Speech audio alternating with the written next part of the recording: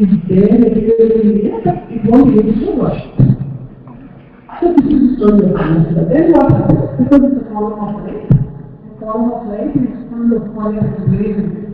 So it could dissolve the world. So all the gods, and all of them are going to request Lord Shiva, please restore this form of light because it dissolves the world. So Lord Shiva, with a lot of compassion, he withdraws himself more and more, and takes the form of the human, which is the holy being Shiva. It is called Arunachala. The holy being is called Arunachala. It is the direct form of Lord Shiva. The column of light took the form of the hill. So each yuga, the hill had changed its texture. In one age it was gold. The second yuga it became stones. Because man is not really able to die. So God had to take the form of stone. So it appears as a rock there. It appears as a rock. At the age of 16, he's so connected to Nannagaru that once when his uncle comes home, he was studying in Madurai. He lost his father when he was young. So they sent him to their uncle's place for their higher education. So Garu was studying in a school in Madurai. Then his uncle, he was in Madurai, and casually he mentions to them, they asked me where I am coming from, and he said I am coming from Arunachala. The moment Bhagavan hears the name Arunachala, he gets divided. How can somebody come from Arunachala? Arunachala is Shiva himself, God himself. How can man come from God? So the moment he hears the name Arunachala, he knows God. He was just a God, he was a full world God, a religious God. Then, from then on, from the time he hears the name Arunachala, his life transforms. Because he feels Arunachala is God himself. Then, after that, he was a very naughty boy. He was like all of you. Not playing with friends, he would go to school, he was not very good with studying. He was more into sports, he loved swimming. And they would have fights and they would beat each other when they had a fight. And he was a very strong, tough boy. So if they wanted to beat him up, they can't beat him. So they would beat him up in his sleep, because if he sleep, he would sleep like a log and nobody can wake him up. So actually they say the yoga is yogic sleep, where he completely in sleep and nobody can wake him up. So they were going to wake him up in his sleep so that he could not know who was sleeping in. So that's how they say this story. So that's the story. Later, after he hears the name Arunachala, slowly there will be transformation in him. He starts going to the temple in Madurai, Meenakshi temple. There's a beautiful Meenakshi temple in Madurai. So God Shiva and God is Parvati. So he starts going to the temple and he starts reading this book, Periya Purana. Periya Purana is a book of scientific things. Devotees of Lord Shiva who have attained mukti by worshipping Lord Shiva. So he reads that book and he gets overwhelmed with devotion. And then he doesn't know anything about God or devotion. But suddenly he becomes very, very devoted and the pictures of God comes to his eyes and he reads this book. And then he sits in the temple and tears would spontaneously flow from his eyes, tears of devotion and then later, one day, he wouldn't do his homework or something, and his teacher would punish him, say, since you haven't done that, you will write a composition. Another sense of living in the So sitting in the room, he writes the homework, and he suddenly receives text is received. He doesn't know what. And he says, text is so whatever he thinks, that's him. And the reason is this is body, whole body, he starts getting restless, and then he does not panic, he doesn't run for help, he sits and thinks, let me see what this death is. And then he lies down on the mat or the floor, and he will start observing what this death is. His whole body slowly becomes dead, and his breath will slow down. Then he feels his body is going to die now. And then he asks himself, do I die with the death of this body? Is death real, and do I die with the death of this body? And he starts focusing with complete awareness about what this death is, and he will experience death of the body but not of the church. That was the moment of awakening for Bhagavan. His name was Venkataraman when he was a child, and this Venkataraman experienced the truth within him, the divinity within him, awakening, and he realizes he is not. So he gets the experience that I am not the body, and true self, the divinity within him, awakens. From there, his life changes, because he is not a boy anymore, he is God himself. And God himself, or God, or truth, or beauty, is one and the same. And he preached Jnanamarga to world, because devotion in this age and time becomes difficult. People are more intelligent, more logistic, so they might not comprehend God and devotion. Might not be, easy in Kali-yuga, so he preached Jnanamarga. He came to us to teach Jnanamarga. What is Jnanamarga? He asked us to inquire into, who am I? His mantra was, who am I? He said, where did you all come from? You inquire into yourself. So he experienced this truth within him, and he became universal.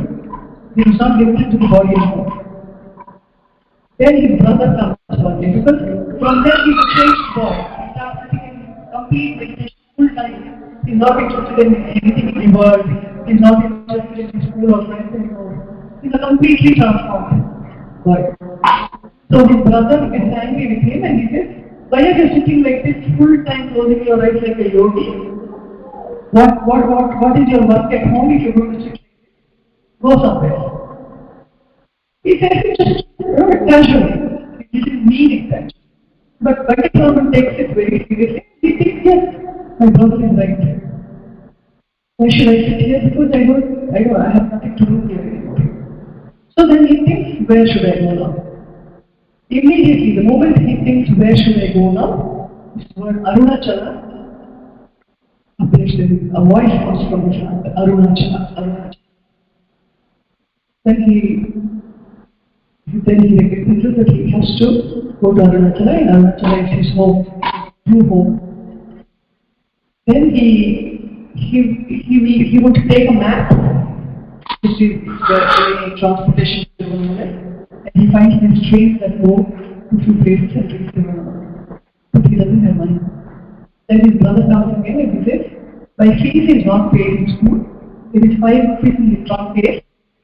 Pay my school fees and come back. So he takes the 5 rupees. No, he takes 3 rupees among 5 rupees and starts his journey. He doesn't pay the fees, but he goes purchases a ticket for himself to Tirunelveli.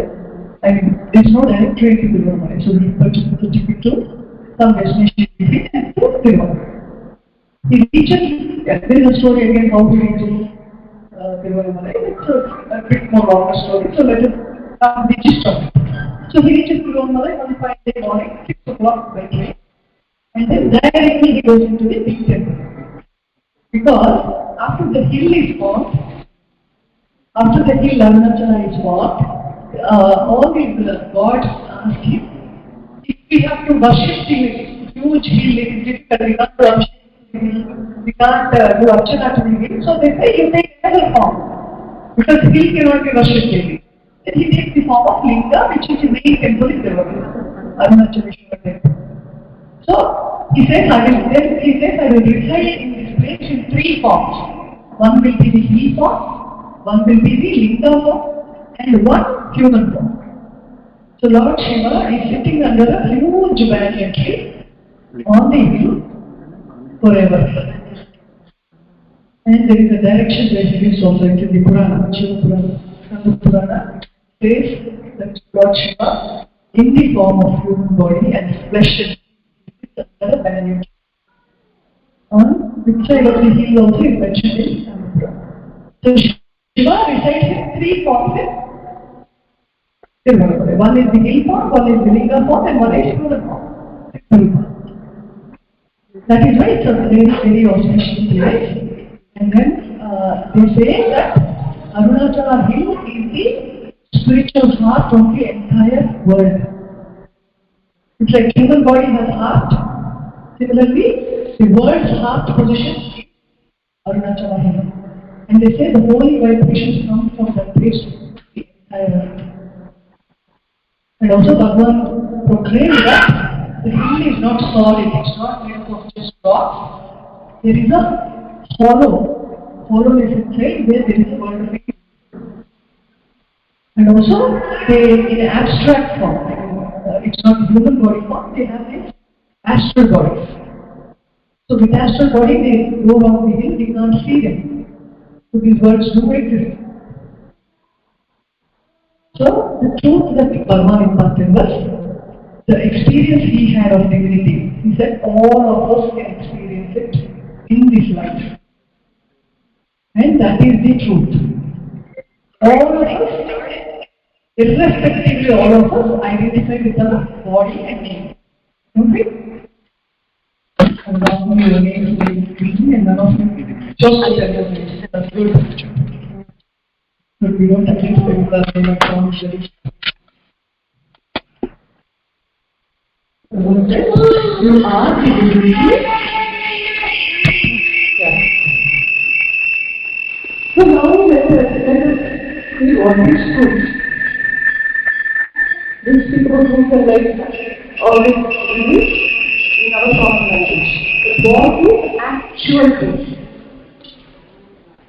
For this, actually Bhagavan told us. A tiger gets lost among its herd and joins goats. A tiger cub, a small cub, it loses its path and goes to the herd of goats. Okay? So, it starts living with the goats, it starts with the goats and it starts eating grass.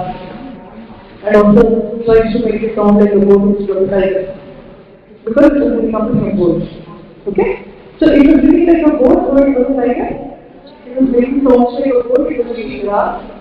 And one fine day, another tiger finds it. And he sees goats and he thinks, why is this fellow making sounds like a goat and eating grass? So he goes to the cub and he says, what are you doing here with goats?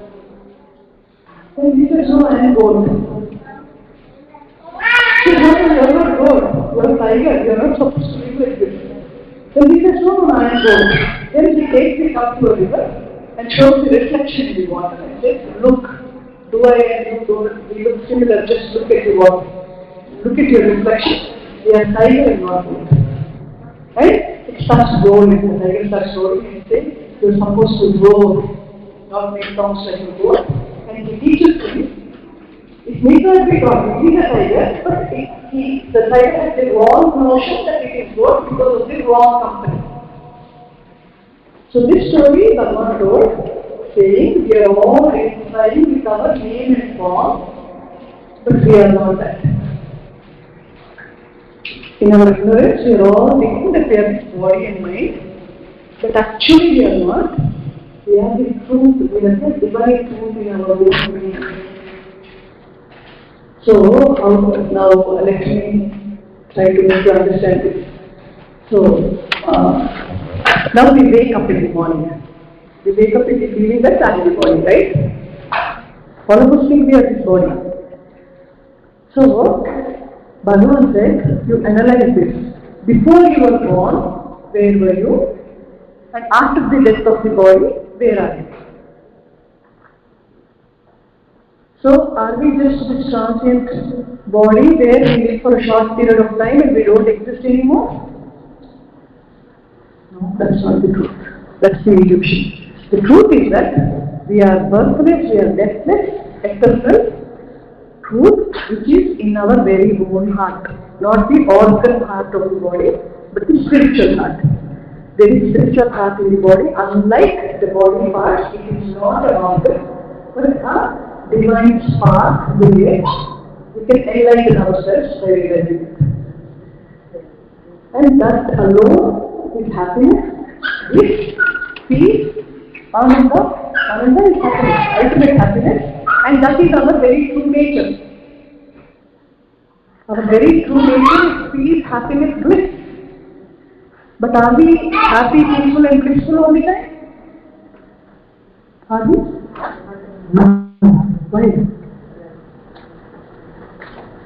We are actually extreme peace, happiness, bliss. And that is the truth. Why are we not that? And why are we, prone to anger, jealousy, pain, suffering? We go through all this, no? We go through all this jealousy, anger, fight, conflict. We are not happy at times. Isn't it? We live in a world of dualities and conflict. So what Bhagavan tells us, this world of duality is not the truth, it is an illusion. He said it's like a short dream and a long dream. In our sleep we have dreams, don't we?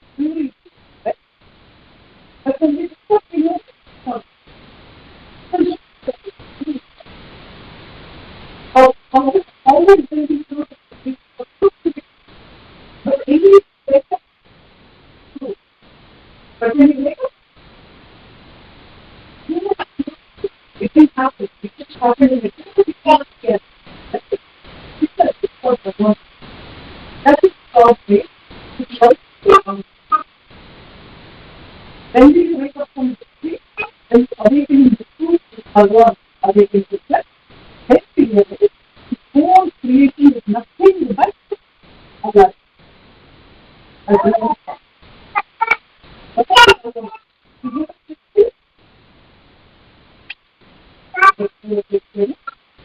A lot of people down here. This world is a bit. We are such tough and sweet of God. Our little life is always sweet.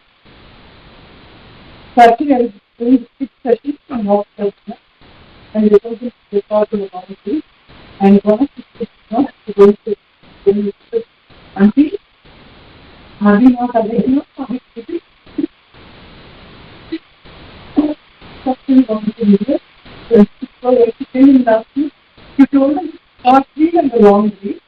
So short dream when we wake up, we know that the body is not a therapy. So this is the long dream and are we not awake? Yes. Then she said, where do we awaken? When do we awaken? Where do we awaken? She asked me if we awaken, it is I did not know the what we experience is only 2 times. What we experience is only 2 times. So if you can reflect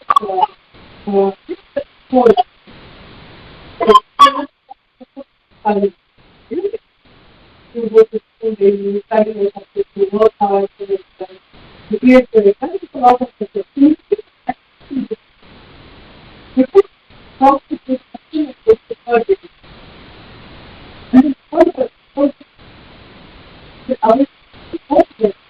realize that you are ever the same, all unstudying. So, this is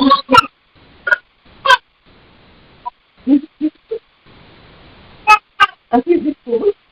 So, isn't it beautiful to realize this truth? And what Bhagavan said is that truth can be realized only in human. So, all this is possible to have human. Because it is possible only in human life if it can awaken into dignity. So, he said, how will you awaken into truth? When you are sitting with your body and mind, you do not know what God is not. So, actually, it is true to look. So, let us keep this so much God. This conversation can take it from a and we can all get it up. This is Bhagavan's it's from 1897 to 1920. It was a very interesting book.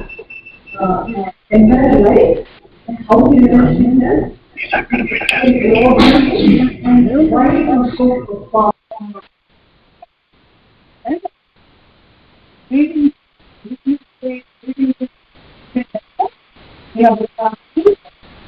Okay, so maybe all of you can read it, have to talk, and this and actually put it into the remove it from your head. Actually, I don't need to discuss your talking to you because all your parents are aware of this book. Not only they've been this master for a very, very long time. There's water in a place very close to this place. In Nannagaru, they grew up in this presence. They were just in this presence daily. And he was also truth realized. He was truth realized master. So we had this good fortune to be in his presence most of our life. And he would teach us that we are not the ghost and we are the tiger. Meaning we are not body bound. We are not body bound. We are much, much more than what we think we are. So he said, don't live this petty, narrow-minded life. Evolve by following dharma, righteousness. And also, he said, we must realize the truth. Because truth alone sets us free. True freedom comes only when you realize your true self, where you are not bound to anything, where you do not have fear, where there is no scope for worry, anxiety, all the negativities are washed out because in the true state, only beauty exists. The true beauty, true happiness, true peace. So it's a never-ending peaceful state. Nothing in the world can perturb you because there's no creation. Also, he said everything is thought-based, other than the truth. And who will remove this ignorance called me and mine? Our Guru removes it for us. Who can take us to the state of truth? People cannot take us to that state, right? Because they do not know. All of us are the same. All of us identify with our body. None of us are truth realized. So who can impart us the knowledge and who can make us awaken into truth? Only a Guru who has already experienced it. And all these masters here have experienced truth. And they said you can easily experience it in their company. So if you sit in their company constantly, you will be reminded of this truth. You will be imparted the knowledge about it. Because see, if you are reading all your subjects, suppose you like math, you work constantly on math to become good at it. Don't you?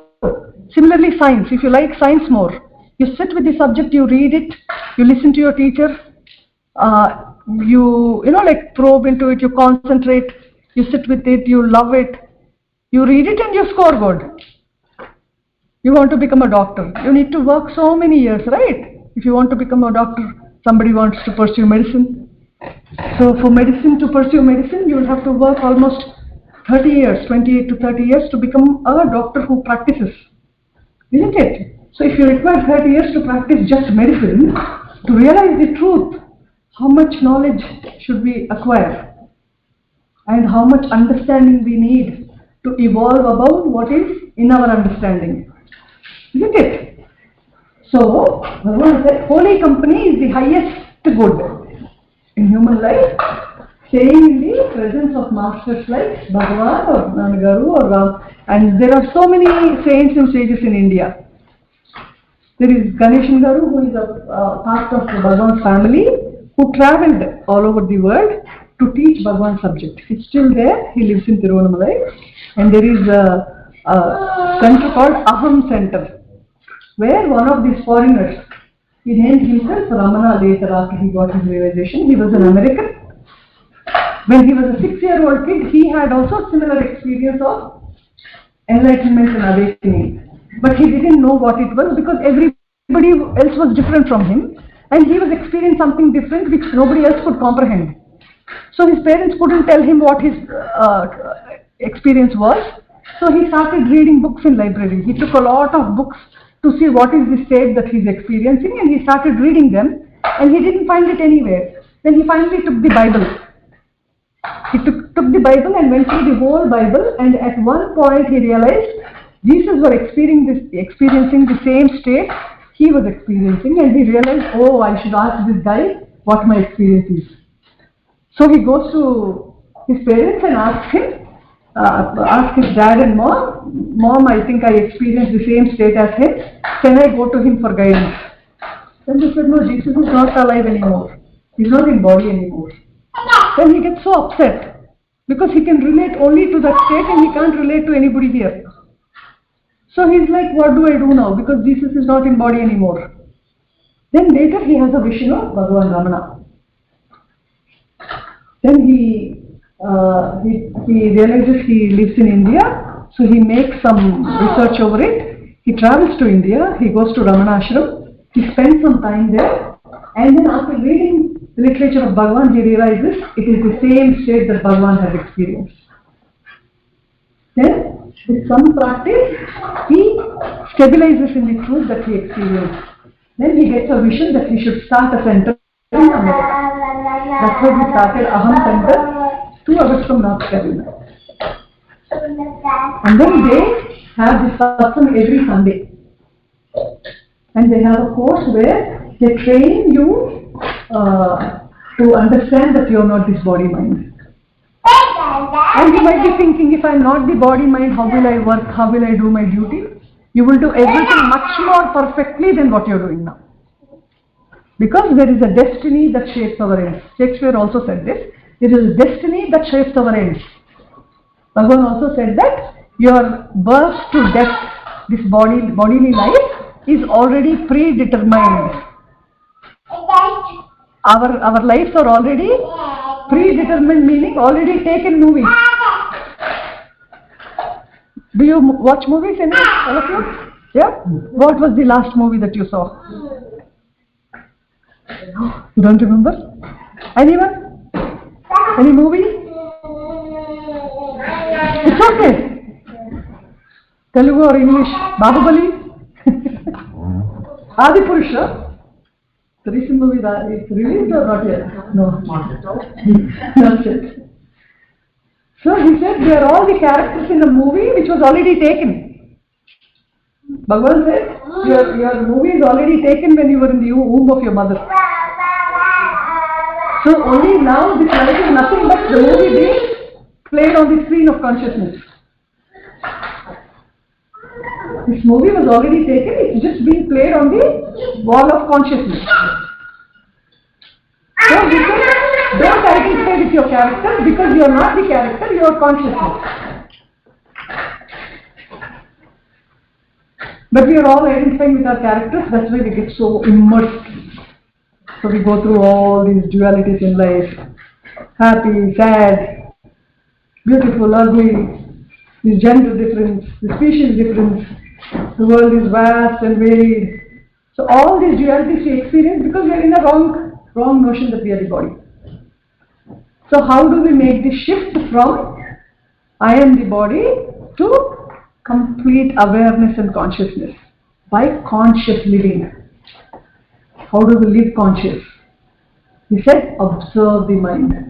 Whenever you are sitting quietly in a day, after you're done with school or after you're done with studies, evening sometime or morning sometime when you're free, just sit and observe what your mind is doing to you. Don't get carried away with your thoughts. Just sit and observe the thoughts, what your mind is doing. So if you learn to observe your mind daily, slowly, little by little, you don't have to stress yourself, you don't have to worry much, you don't have to be upset. Just naturally when you're sitting, suppose you cannot look at your mind, just look at the eyes of Bhagavan, or look at Nannagaru, or any deity you like, be it Rama, be it Krishna, or be it Jesus, anybody. Because they are enlightened beings. So looking into their eyes, you are not looking at human ignorance, you are looking at the truth. We used to travel a lot with Nannagaru, and then when we used to sit in his presence, when he would look into our eyes, we would become totally silent. So, and it used to be so peaceful. So whatever worries or disturbances we had at home, or we had with our friends, or we have with our family or anything, we would be disturbed, and if we go sit in his presence, he looks at our eyes for a few minutes and it's all gone, it's all erased, and we are so peaceful with ourselves. Just by mere presence. Because they were God in human form.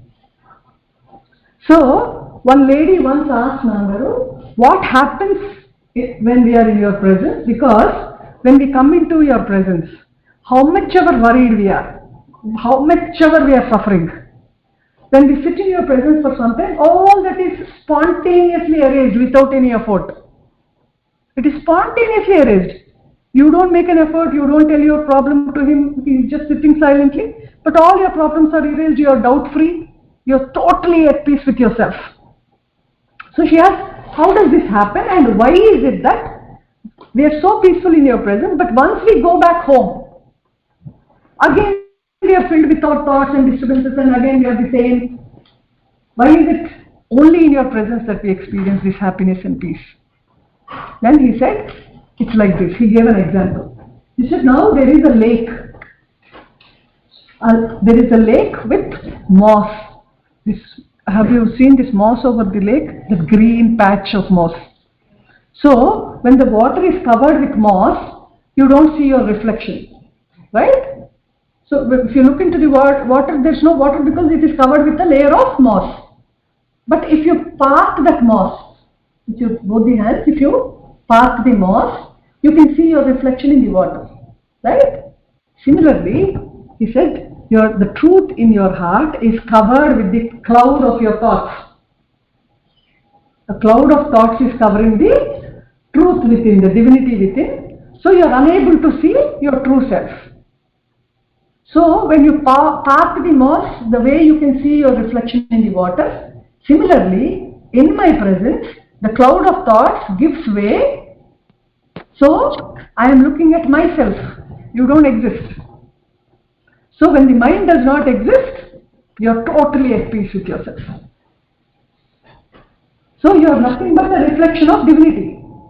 So when he looks into your eyes, all these thoughts that are causing this disturbance to us gives way, and he looks into himself, meaning we look at ourselves. He is reflecting himself in you. So you are nothing but divinity. Divinity looking at divinity.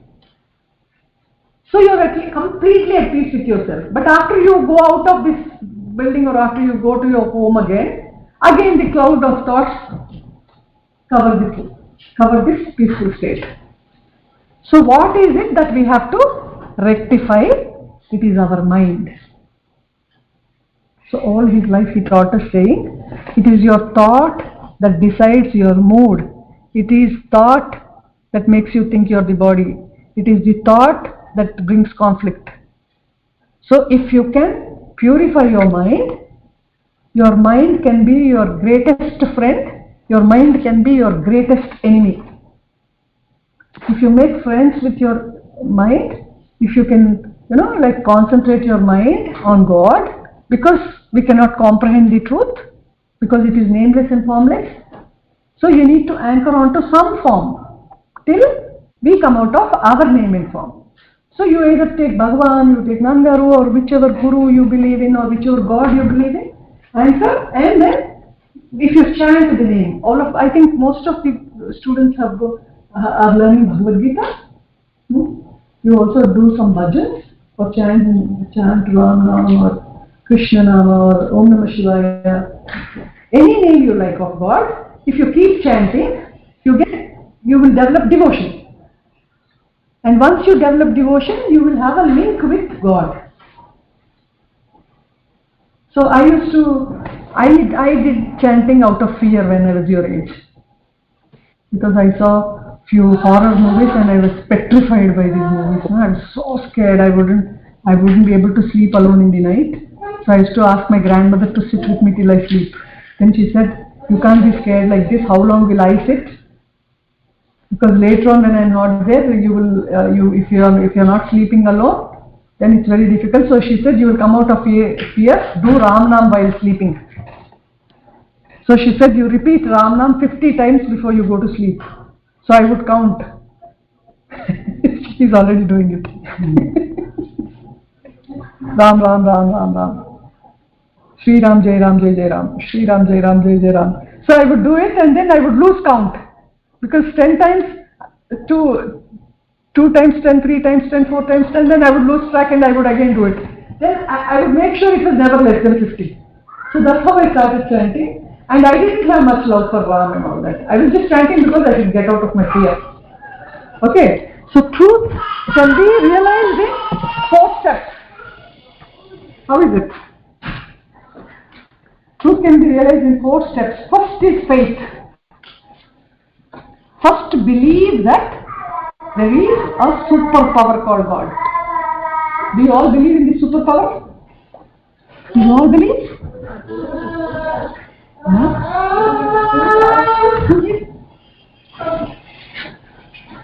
Do you believe in?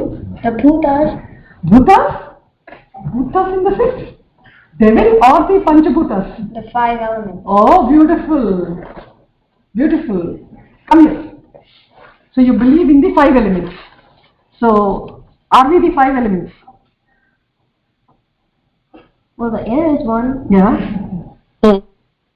No, not really. I'll tell you. Yes. So, what are the Panchabhutas? One is earth. Huh? Fire. Earth, fire, water, air, sky, ether. Yeah, sky or ether is the same. So, the 6th one is your mind.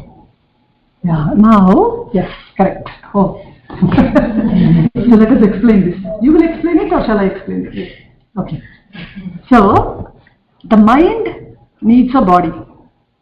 Suppose it's your mind, you want to eat an ice cream. What is the food that you like most? I like all foods. You like all foods? One in particular, any sweet in particular or any? Laddu. Okay. You like laddu? Which laddu? Motichur laddu or dry fruit laddu or motichur laddu? Okay. So now you want to eat. You want to eat laddu. Can you eat laddu without your body? No. No. Who is craving for laddu, your mind or the body? Mind. Mind wants to eat laddu, but you use the body to eat it, right? Isn't it?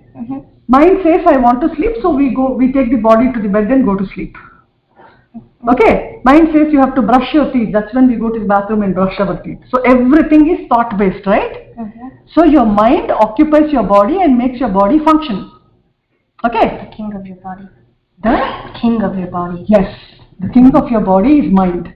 Okay? Good. So let us start with this king of the body. King of the body is mind.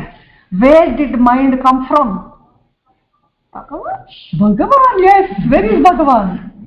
Here. Correct. Oh my God. I think you should be sitting there, I will sit there. Okay? I just learned it from Bhagavad Gita class. Oh, very good. That's why it's wonderful, no? You learn Bhagavad Gita.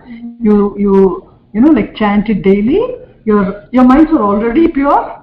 And then the more and more you chant, the Bhagavan here will reveal himself to you spontaneously. And then you become enlightened. Become Bhagavan yourself.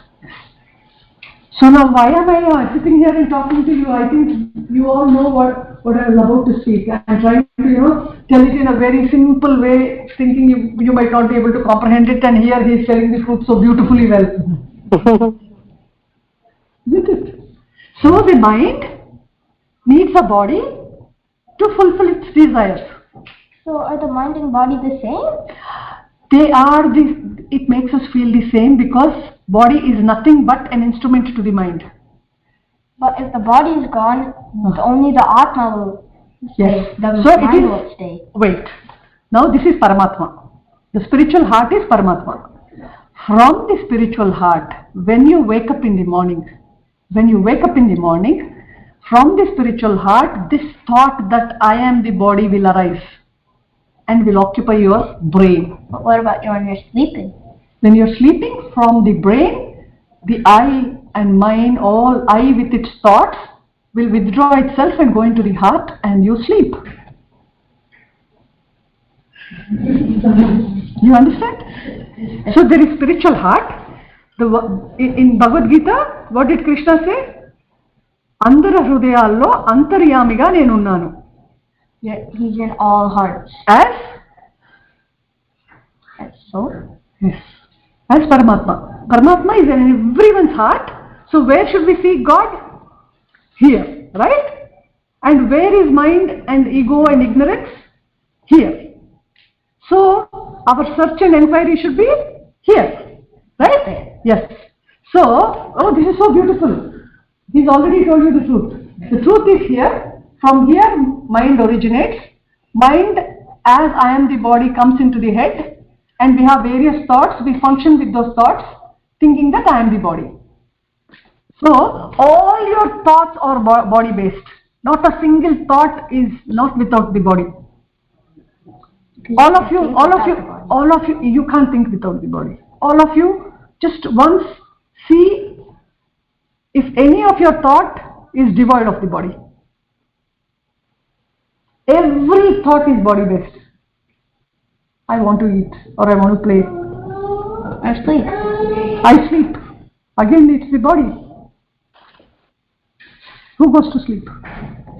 The mind and the mind, body. Yes. But so, Paramatma doesn't. Yeah, Paramatma doesn't. Paramatma is ever awake. Yes. There's no birth, there's no death, it is ever present. It is superpower, always present, always. The body is like your clothes. It's your clothes. It can get ripped, but the body can't. Yes, it cannot. It cannot be made wet, it cannot be burnt in fire, it cannot be washed away, it cannot be blown away. So these Panchabhutas, the whole universe is made of Panchabhutas, meaning the 5 elements. The whole universe is made of 5 elements, and even including our human body is made up of 5 elements. Isn't it? So when the body dies, all the 5 elements will merge themselves in the 5 elements again. So this cycle of birth and death keeps repeating itself to those who think I am the body. But those who realize the truth get moksha. Get moksha. My God. We finished the lesson. Awesome. What's your name? Kritin. Oh my God. Who are his parents here? Oh my God. Oh my God. So you are Surya Babu grandson. No wonder. Oh my God. That's why we said many lifetimes of effort will purify your mind, and it will purify it so much that yourself, your true self and the mind are not different from each other, and they merge as one. Actually, you are not the body, but the feeling that I am the body rises because you have a mind with desires. We have likes and dislikes, we have weaknesses. So the body only comes from your brain. Yes. So when you are in the body, if you can minus all your desires, if you can get rid of all your desires, if you can get rid of all your weaknesses, if you lead righteous life, if you are positive in your thinking, slowly the mind dissolves. It becomes concentrated and pure, and then once it becomes completely pure as Paramatma, Jivatma and Paramatma become one. The mukti, the state of Paramatma mukti. leaves your body. Yeah, Paramatma will not leave, it's ever there. Only the Jivatma will leave the body till it becomes one, till it becomes one with Paramatma. So the oneness is the true state which all of us have to experience. Can the Jivatma never become the Paramatma? Or? It will become the Paramatma when it is completely purified and becomes devoid of good, bad, dualities, everything. You know? Yes, everything. Why? Because Jivatma is nothing but mind plus prana. Okay? Mind plus prana is Jivatma. So if you can erase the mind when you are awake, if you can go to a no-mind state when you are awake, your Paramatma reveals in the same body and you become one with God. Till then we feel we are separate from God, so we anchor onto God to get there to that oneness. So till then, till we realize the oneness, till we experience the oneness, we have to anchor to the form of God. So why do we chant Bhagavad Gita? To purify ourselves. To get punya. Punya and Papa are also again an obstacle. So this also means karma. Karma, yes. Karma, good karma and bad karma, right? So if we think we are the body and if we do good deeds, we get punya. We think we are the body and we do bad deeds, we get Papa. That is sin. So what happens? Karma again will be given to you as a result.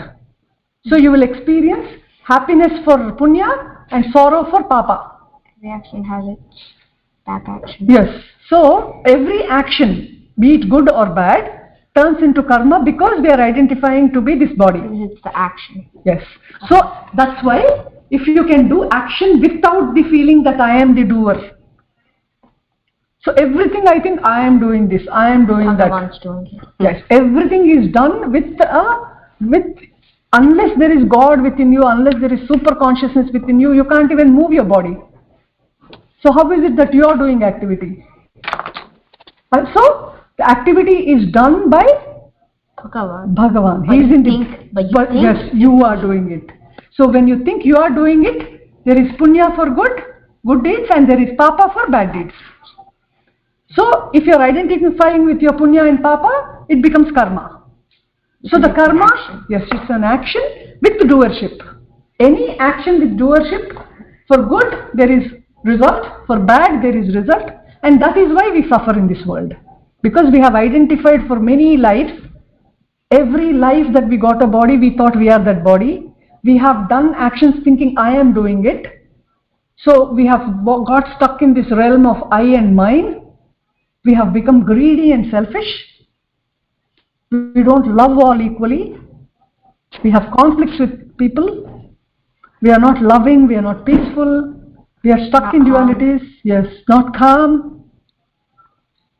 And then don't control our indriyas. Yeah, indriyas. So through the indriyas the mind comes out and does all activity, right? Through the eyes we watch, through the ears we hear, through the nose we smell, through the mouth we taste, eat and also speak.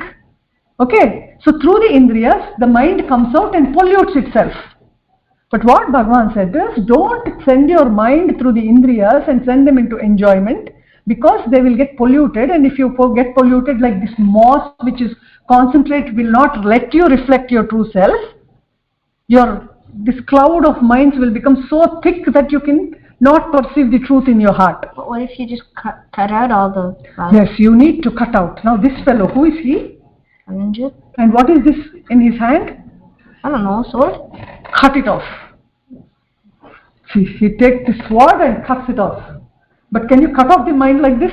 No. Then how do we cut off the mind now? You gotta wash it. Wash it how? Our clothes we can wash, we can iron our clothes, but how do we iron and wash our mind? Chant. Absolutely beautiful. Oh my God. Oh my God. He's answering everything, huh? So you get a first mark tomorrow. When is your final exam in Bhagavad Gita? Tomorrow. Yes, you are strong. After that, 2 days is external. Oh yes, you've already mastered it. I just know the meaning. Yes, oh, this is the thing. So you have come to the next step now. So first, he's already crossed the first step. He's crossed the second step. He's at the third step now. Why? Because first step is faith. Have faith in God. Faith that Bhagwan exists, faith that God is within, faith that God is within you, faith that God is omnipotent, omnipresent, is everywhere all the time and God alone is. You have faith in Him. That is the first step to realize He this. is you. He is you, but because you haven't experienced Him, you have a faith that He exists. He truly exists. And then second step is love God because He is true. So first you have faith that He exists. Second, you develop love for Him because unless you love, you cannot become Him. Okay? Your good name? My name is? Kritin. Kritin. Suppose I love Kritin a lot. If I love Kritin a lot, I don't see any difference between him and me. I don't see his flaws. I don't see his weaknesses. I love him exactly the way he is. So if I experience oneness, I see only me in everybody. I don't see good and bad. I only see myself everywhere. Then there is no duality. Just a different reflection. That's all. That's all. But we're all the same. Just the same and one.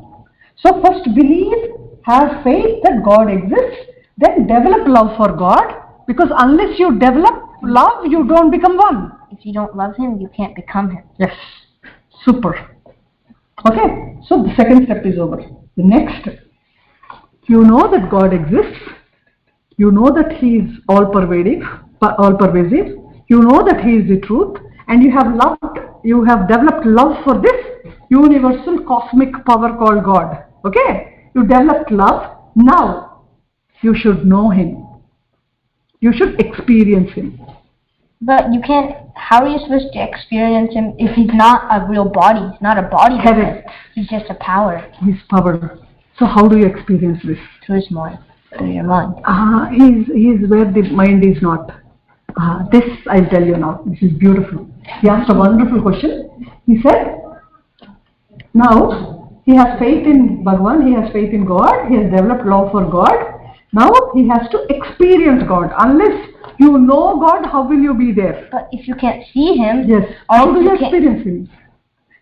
So this was my doubt, but not at this age, but a little older to you. So I was, I think, 18. How old are you now? 9. So at 9, you are like, how do you experience this? This wisdom I got only when I was in my teens. So I was like, I need to know the truth. I know this world of appearances is not true. This doesn't seem like real. I need to know the real thing. So what is real? What is truth? Who is God? Even I had this doubt. Then I listened to Who is God? Yes. You are God. Yes. I listened to the cassette of Nannagaru, which was on a fridge. I put the tape and he was telling in a sequence, you are not the body. You are not the bundle of thoughts called mind. You are not the intellect. You are the supreme self, the true self in your heart. And the purpose of your human life is to experience this truth. So he said that. I switched off the tape and I was like, oh, this is beautiful. It makes a lot of sense that I am not the body, I am not the mind. The supreme self I am. Awesome. But how do I experience this? You can't see. So I started crying. I started crying to God saying, how will I know the truth? How will I experience it unless you reveal it to me?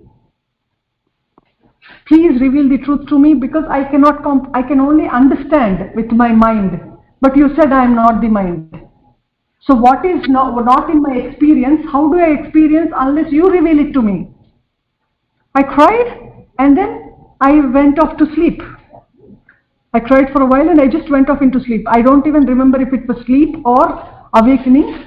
I had a sudden gush of huge energy from my heart.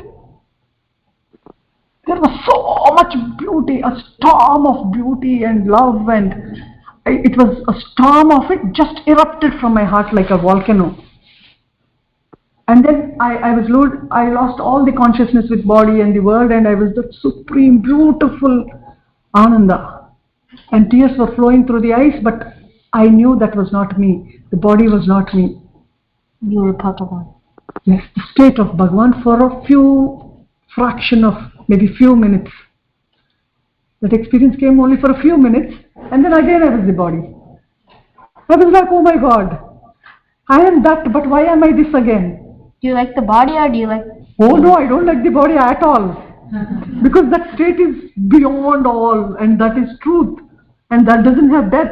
This body, I mean, I'm getting old. It gets at times difficult to even wake up from the bed. You have pains here and here and here and here, and you know it's going to die someday. But no, this is not me, that is me. The Paramatma never dies. Yes. Only the body. The body is never you. Only the Paramatma. Only the Paramatma is you, and it is a huge, beautiful energy, which doesn't have a name and a form. It's just your existence. Why do we call it Paramatma? Because we need to name it something. It doesn't have a name. We need to name it something, no? We are naming your body because we need to address you. So we need to address the mind. Does mind have a form? No. It's just few thoughts. So we are naming it because we need to identify. I mean, like we need to converse, so we need words. But Paramatma doesn't require anything. It's just your pure soul. Oh yes. So then, I was like, I want to get back to that state, but who will help me get back there? Nobody can. Nobody can. Only Bhagavan can. Yes, only Bhagavan can. So I called up my sister because those were her cassettes that I heard. So I called my sister, I said, I want to be in that state, I don't want to be this body anymore. Then she said, what crap are you speaking? Then I said, it's not crap, it is truth.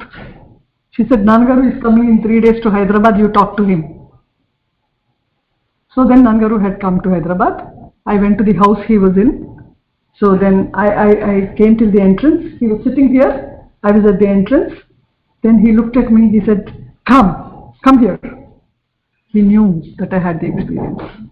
How? Did you tell him? I didn't tell him. Did your sister? No. Tell me how he knew it. He just felt it. But how did he feel it? Bhagavan showed him. No, he was Bhagavan himself. So what is happening in you? He knows because he is your true self. Bhagavan is your true self. Nannagaru is your true self. They have taken a body to express this truth, but they are the truth. So anything that is happening to you, whoever, he knows everything. He knows everything. So if you realize the self, you are the universe and you know everything. Only thing you might not express it because you know it's a dream stuff. So you don't have to proclaim the dream. Right? So he knew it. So he said, come. Then I went and I sat beside him. But I didn't know that he knew. But he was all smiles and cheerful, and he looked at me and he said, okay, what is it? Tell me. Then my sister was about to tell. He said, no, it's not your experience. It's hers. Let her talk. So I told him the experience that I had. He said, you felt like you were sitting on an elephant? I said, what fun is there in sitting on an elephant? Because I sat on an elephant once for a ride and it was not so amusing. So I said, nothing to compare to the state that I experienced, Nana. Sitting on an elephant didn't give me so much joy. Then he said, no, that's just a phrase used to mention the ultimate happiness, not that it really felt like sitting on an elephant. Okay. Then I said, why did it stop? I wanted to be in that state. I am that state. Why am I the body again? I want to be as the state. Maybe your mind took over. Yes. Why did it take over? Because of your feelings? Yes, because the cloud of thoughts is quite concentrated. So you were not yet fit to realize the self. You need to be fit enough to realize the self. And he said, what you have experienced is a glimpse only. It is just a droplet in an ocean. There's so much more to Yeah. If you experience all of that suddenly, your body will explode. So he doesn't do it. It does it part by part. Yes. Oh my God. Now how do I even... Yes, he does part by part. Now we come to the fourth part. So, first is develop faith that God exists. He is the superpower. He is the one everywhere. He's the Panchabhuta. In him arised everything, including the mind and Panchabhutas. And again they go back into him. Only reality is God. And we are but dream stuff only. So when the water evaporates, does that go back to Bhagavan? Everything happens. Now, have you heard the story of Lord Krishna? Krishna was playing like a boy and he was eating mud in his front yard. Oh yes. So now tell me, where is water? In the Paramatma. Where are the Panchabhutas? In him. Where is the mind? In him. Where are all the beings? In him. So, everything that you perceive with your senses and mind is but a mirage in consciousness, a mirage in the Paramatma. Do you know what a mirage is? The reflection? Yes, no. You have this desert, right? Yeah, you imagine something but it's actually not there. But doesn't it feel like it really is there?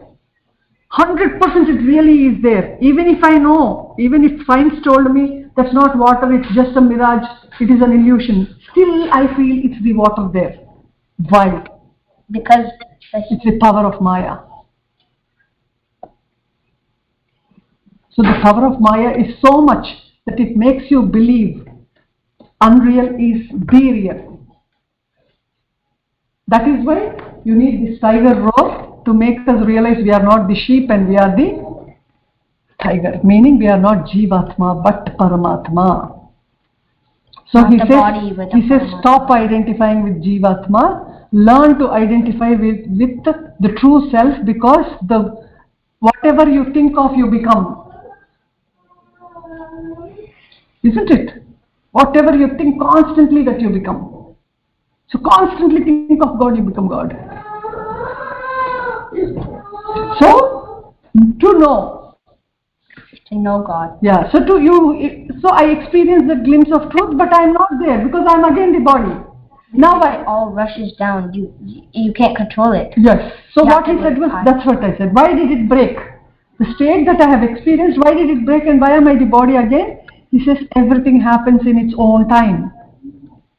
You see, it's like you go to a lake of water, you take a coffee mug and you take water. You can fill as much as you take with you, right? You take a tumbler, you can fill as much as a tumbler. You take a big drum and take the water, you can take as much as a drum. So you can hold only what you can. You can hold how much capacity you have. But if you fill it too much, it will just fill all over. Yes. So God is so compassionate that He will give you exactly what you desire. I mean what you deserve. He will give you only what we deserve. He doesn't give it over, because again it drives you mad. You got it? So now how do we explain this to the other kids? You know. All of them know it. Husbands, you know it? You know? Kind of. And you.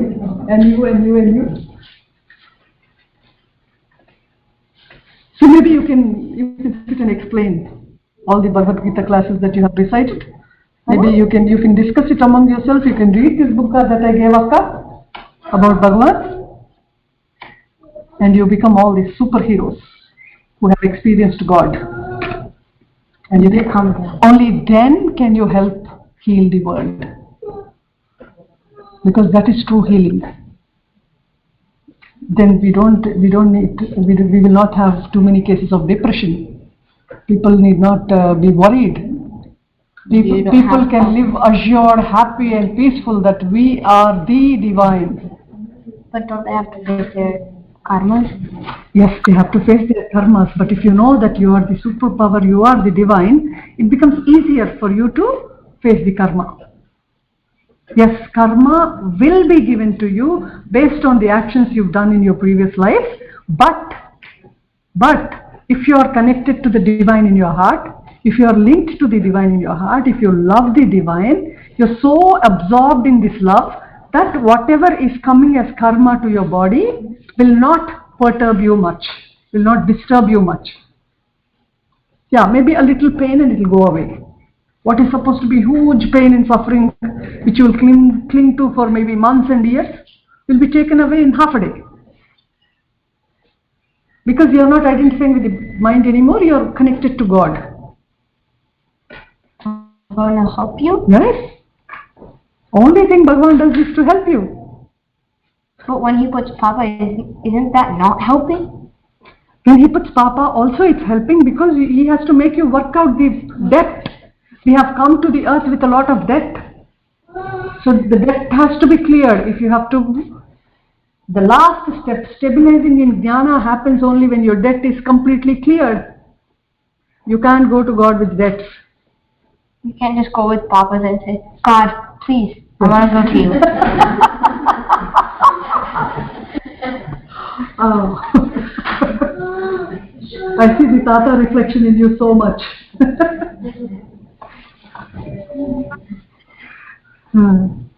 See, that is why, like if you make many lives of efforts to reach God, you will be born with the wisdom. Can you only make it in one life, or does it take more than one life? We don't have to worry much about lives.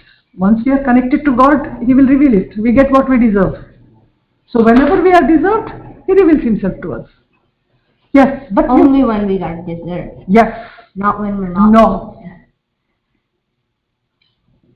Just because you think you deserve, no, it doesn't. Doesn't mean. No. Bhagavan has to think you deserve it. Bhagavan has to know you deserve. Yes. You deserve. He knows everything anyway, and He is the one who makes you deserving, isn't it? Mm-hmm. Oh my God! The class should be. You should be sitting here, and I should be sitting here to listen to you. So wonderful! I'm so proud. I'm so happy to be here. Even the last session I made with kids in North Carolina, I was like, why am I sitting here? I have to sit there, and the kids have to sit here. So Bhagavan had sent me here to show me. For a reason.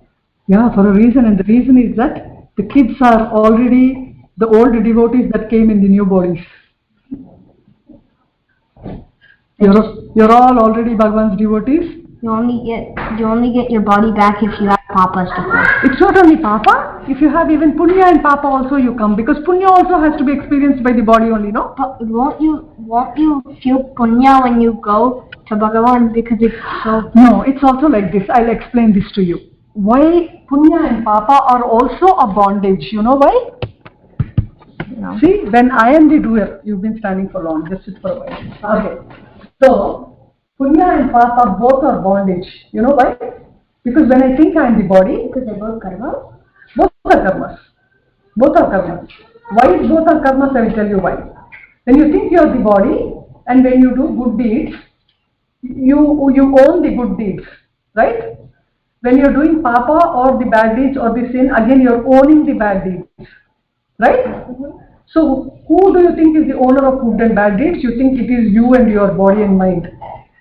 So when you identify with this, then only karma forms. That is why Lord Krishna tells Arjuna, you are crying and saying you will not do the war because you think you are the doer. So he said, Arjuna says, maybe it's a sin to do this. But Sri Bhagavan says, it's a bigger sin for you not to do this, to do your part in your life, because you're a kshatriya. Yes. Your karma to do it. Yes. And it is again dharma. See, the board, whatever I have written, you are yourself explaining it. So follow the dharma.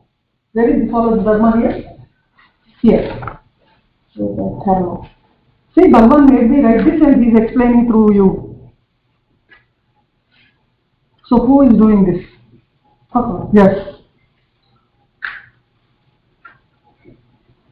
But has anybody ever saw Bhagavan that's still here? He's here with us now. No. You know what? Last time, a couple of years back, I had come. There was a retreat again with the kids, and then one of the kids couldn't make it. Her mom had come from Florida, so all the kids were sitting, and I was talking to the kids. And the next day, she didn't come. She was in Florida. The rest of the kids in North Carolina were with me in the hall like this. Okay, so Auntie, she flew back the next day. After the satsang was over, she flew back to Florida. And then her daughter, she was 6-year-old. She said, Amma, I had a dream of Nannagaru last night. He was sitting in a hall with a semicircular sofa. And it was the same. It was a hall with a semicircular white sofa. She had it in her dream. And Usha auntie was sitting on the sofa and talking. All the kids and aunties and uncles were sitting and listening. And Nannagaru was sitting among the audience.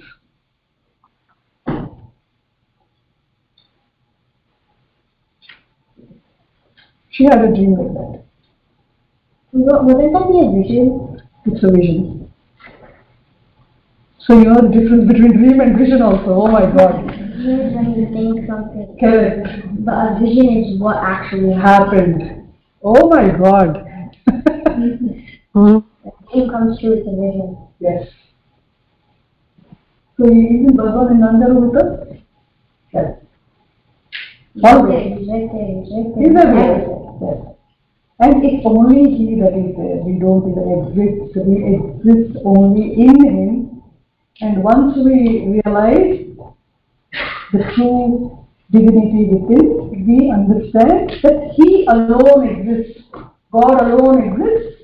Nothing else. Nobody else. It is Yogi Ram Surat Kumar who made this statement. He is also a guru who he realized through Ramanam.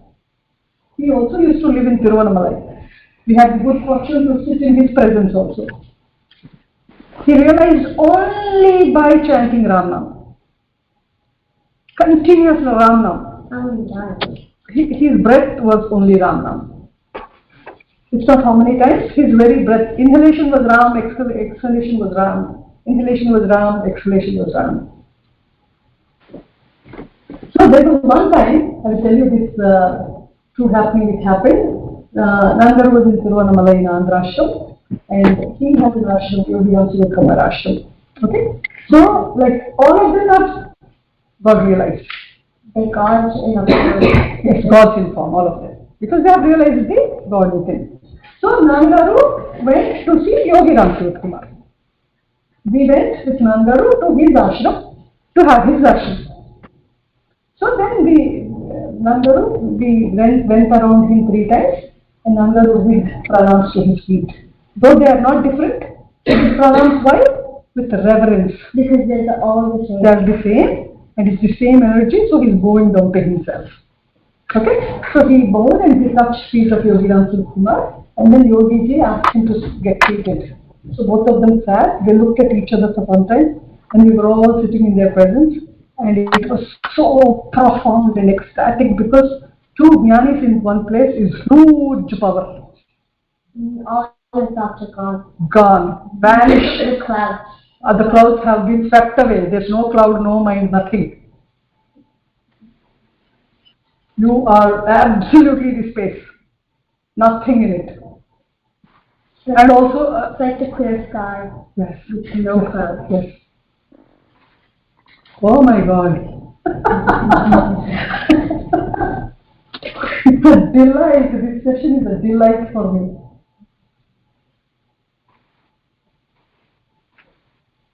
So then Yogi ji said, tomorrow I am coming to visit you all. Okay? So we sat in his presence for some time and we went back.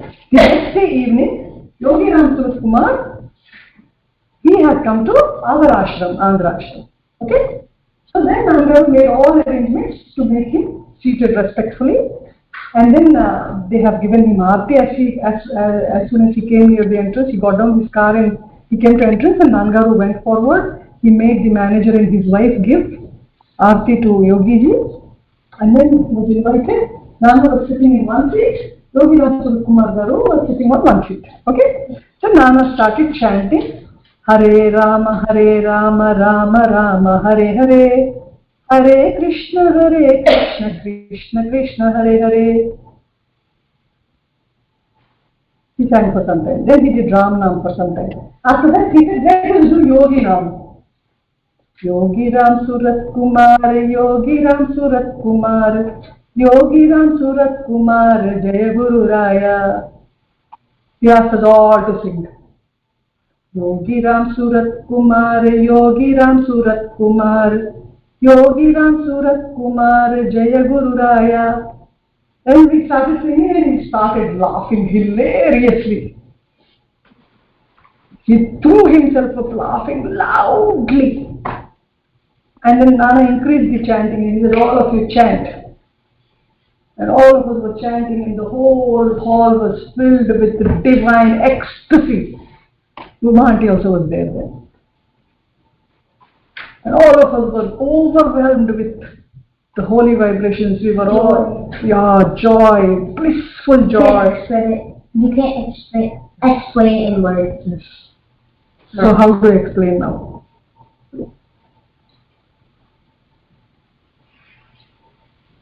So we were all tears. The tears of joy were flowing and flowing and flowing. It wasn't stopping because it was also blissfully ecstatic. And then we realized, what else have we to live here for, if not for this divine presence? So what else makes sense in this world if not for this holy presence?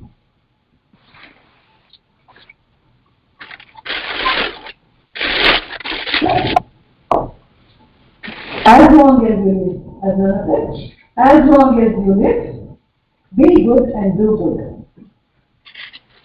So you keep doing it, and with the notion that you are not the doer, but God is the doer. Everything happens through His will. We only exist in Him, never apart from Him. Till we realize we are not different from Him. We are Him.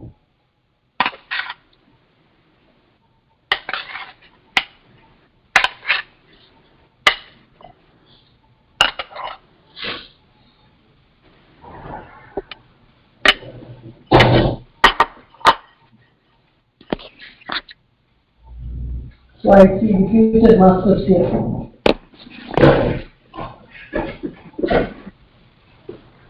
So he says, never feed your ego. Never feed your ego. See, Auntie brought Dakshinamurti, that he is also realized, and he has his Dakshinamurti behind him, the picture of Dakshinamurti. We went to his thing. Really? We have ashram. Yes. So Dakshinamurti is the one who imparted truth in silence. He didn't have to even speak, because the disciples were so ripe. The Sanat Kumaras, they were seekers of truth. They were so dedicated, they were so sincere, they were so one-pointed. They're so clear, completely ripe, right about to fall off the tree. So ripe and heavy to fall off the tree. So ripe and heavy enough to drop into the self. Yes. It happened to Bhagwan, it happened to Sanat Kumaras. Sanat Kumaras went in search of a guru because they felt that they have to experience the self in the presence of a master. So they went to Brahma, they went to Vishnu, they went to Shiva, and they were not quite impressed with the way they were. And Bhagwan Vishwarupa? Yeah, so then they go to, yes, Shiva took the form, Vishwarupa, as Dakshinamurti. Just a few minutes avatara to make them realize the self. So he was sitting on this banyan tree, and then all these, the four Sanat Kumaras come to him, they sit in his presence and they realize he can make us experience the truth. So they sit in his presence for some time, just few minutes, in complete profound silence. They get instigated and it awakens in them. Yes. So Dakshinamurti Avatara is only for a few minutes. It was not for days or for years. He personified himself to help four devotees realize the self. It's an avatar for 10 minutes or 15 minutes, that's all. Okay, so there was this one time, I will tell you this experience to you also. Once we were in Coimbatore with Nannagaru. Then we were actually, because he would teach 6 to 8 hours a day. I mean, he would talk about truth, and he told us all, never miss Satsang. Because Satsang is the presence of holy master. So if we are in his presence, it's like this. I always give the example where there's a huge magnet. Suppose there's a huge magnet and there are many iron fillings around. Do the iron fillings stay there, or they go and get stuck to the magnet? They go and stuck with a great speed, right? Because small iron particles are a huge bar of magnet. So all the iron fillings go get stuck to the magnet, right? So like that we would get drawn to him. We would go sit in his presence like we are attracted to a magnet. And then when we sit in his room, what happens to the iron fillings when they go to the magnet and get stuck to it for a very long time? They become the magnet themselves. That is why, put your mind in holy presence till it becomes itself.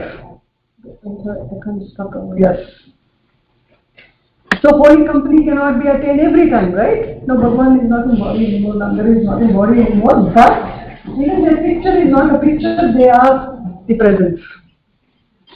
That is why we have them in our houses, in our Bhagavan, in our houses. Nannagaru used to say, just, you don't have to do much effort, you don't have to, strain yourself, just look into the eyes of Bhagavan. When you're restless or when your mind is not right, in the right mode, just keep looking into Bhagavan's eyes and everything will be clear. So there was this time when he was talking about truth, and then he said that why Nannagaru said that you have to constantly listen about truth is because we are living in the world of lies. So we believe lies are real. And so we got so habituated to thinking that lie is real. So you need to constantly listen to the truth to believe that you are the truth and not the lie. To believe that you are not the illusion but divinity. So he would constantly, teach us for hours together. And actually we were contemplating about this. He takes rest for an hour in the moon. And then again he wakes up for tea. So when he went to sleep, all the devotees, we were I think 10 or 12 of us, we were sitting in our room and we were talking about this. And we were talking which marga would be best to realize itself. And few were like, devotion is sufficient for me. And then few others were like in Bhagavan's marga, and they said, I think we should do inquiry. It's the easiest way because Bhagavan imparted to the world. Yes, chant Bhagavad Gita is also one of them. It's part of devotion. The devotion marga, and I was like, devotion is the safest, because Nannagaru always told devotion is the safest and surest marga to realize the self. It's the safest and surest, because you are relying on God and not on your ego, and God can never go wrong, ego can go wrong, right? So surrender yourself, completely surrender to the will of God, and you will realize it very quickly, without diverting yourself. Because he takes care. That he said it's like a Pindi Margam, cat. A mother cat holds its child and takes him wherever it has to take, to the destination. The child doesn't move by itself. The kitty doesn't move by itself. The mother picks up the baby and, yeah. It could walk. What if it could walk, it could walk. So those who do selfless service, those who follow Yoga Marga, or Jnana Marga, they do it themselves, they don't rely on God. In Bhakti Marga, we rely completely on God. In Jnana Marga, you are just inquiring into the mind. You are not thinking of God, you are not thinking of anybody, you are just inquiring into your own self, asking, who are these thoughts coming to? Now there are so many thoughts coming to your mind. So question the mind, for whom are these thoughts? Then it says I. Then you question, who am I? No. Who am I? You are Bhagavan, but there is no experience. The mind is only saying Bhagavan. Till you experience it, it's only the mind which will answer. But if you are truly right, when you question who am I, you will go into a state of complete silence because there is an answer. The answer is silence.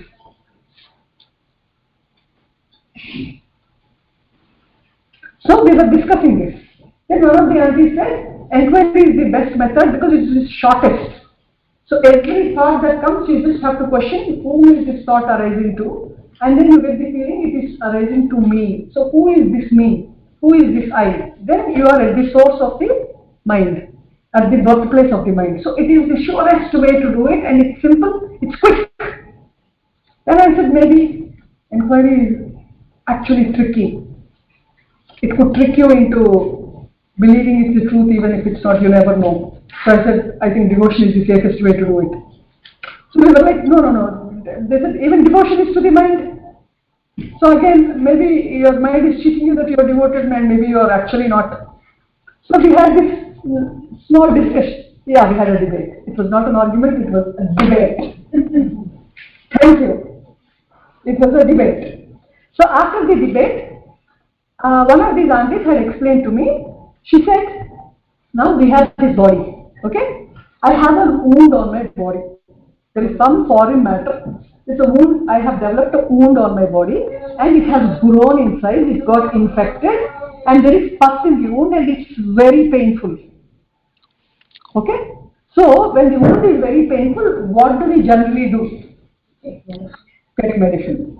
So we apply medicine. If it doesn't heal with just an ointment, we take an antibiotic. We take antibiotic to heal the infection, right? So she said, since there is pollution, since there is a foreign matter, we will have to apply medicine, and the medicine is inquiry of who am I. That's the best medicine to remove this foreign matter. Okay, so I listened to it and I just kept quiet, and then Nannagaru woke up for his tea. After he took the tea, actually we have hired vehicles to go to Dayananda Ashram in Coimbatore. Nana asked us to book a mini van so that all of us can go with Nannagaru to Dayananda Ashram. It was, I think, 15 or 16 kilometers. We were, I think, 10 or 11 of us. So he asked us to book a van enough for the 12 of us, 11 or 12 of us. And so we all went to Dayananda Ashram with Nannagaru. As we were traveling in the van, I was sitting beside the window, I think 4th or the 5th row, and the driver was sitting here, and Nannagaru was sitting on the other side in the front, and we were all behind, okay? So I was looking out of the window, and it was a beautiful place. It was all full of greenery. We were traveling. The weather was so pleasant, and it was all so beautiful, okay? So then I was contemplating on this thing of, if the body had infection, if you had a wound, and if it is infected, you need to take medicine to cure the wound. So I just asked myself, where did the infection come from? Where did it come from? When you got hurt. When I asked myself, where did the infection come from, I realized there is nothing like second or nothing like infection. You are the healthy one, and it was not a statement. I experienced that there is nothing apart from me. There was a sudden realization that there's nothing apart from me, so there's no infection, there's no medicine. I am that. The moment I realized that I am that, and there is nothing like second, there is no duality, there is no infection, there is no impurity. You are nothing but the pure blissful state, and where there is no second. So the moment I experienced this, Nana was sitting in the front, he was looking in front of him. Suddenly he turned back and he looked at me. Then I happened to look at Nana and he smiled. What did that mean? Then we got down. We got down at Dayananda Ashram. Then as we walked inside, right in front there was this huge Dakshinamurti statue. Okay? So he straight walked to Dakshinamurti, stood beside the statue, and then he looked at me. He didn't speak a word. He did this. And come here. He didn't open his mouth. He said like this. I went and stood beside him, and he showed the Dakshinamurti statue, and he showed the ignorance under his feet. And he said it was imparted in silence, and silence is a true teacher. So the teaching happened in silence. So in silence it is understood that there is no second. It is only the silence that is there. Where is anything else? There is no existence for anything but silence. In silence there is no mind. In silence there is no body. In silence there is no world. In silence there is no so-called created God. You are that. You are the divinity. God is also a word again. Isn't it? You are the complete true God state. So we are here to realize that. Later or sooner, all of us have to realize that. Be it this life, be it in 5 lives, be it in 10 lives, But only there is the true peace and rest. Till then, you are restless because you are identifying with the mind and it will play its tricks on you, it will cheat you, and it will tell others such, it will tell you others such it you. It will take you into a web of whirlpool and you're lost. So that's why he said, come home.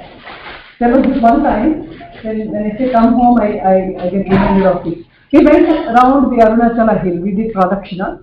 We were a lot of devotees, we were walking together, we were talking about Nana's subject and all that, and for some time we sang, we chanted for some time, then we parted ways, like if you were walking quickly, if you were walking slowly, then I wanted to be by myself in silence, so I walked silently and I finished my Pradakshina, and beside the road there was a stone bench. So I just sat there waiting for the other devotees to come. Okay?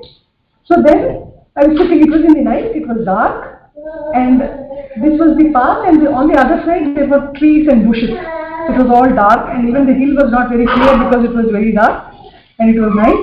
Then suddenly one man with a huge beard and huge hair, all with knotted hair, with a huge stick in his hand, from the opposite he crossed the road very fast. He took the stick, he put it on my face, he said, "Veetiki eppo varen?"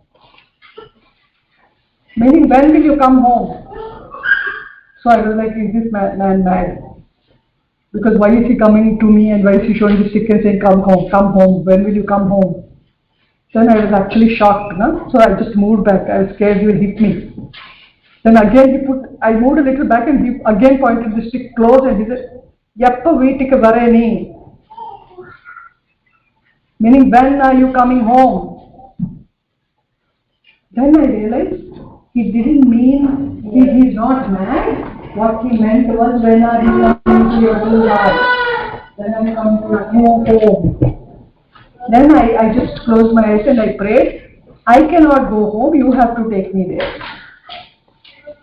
I am helpless, I cannot go there by myself, you have to take me there. Then he looked at me for one moment and he again crossed the road and he disappeared into the bushes.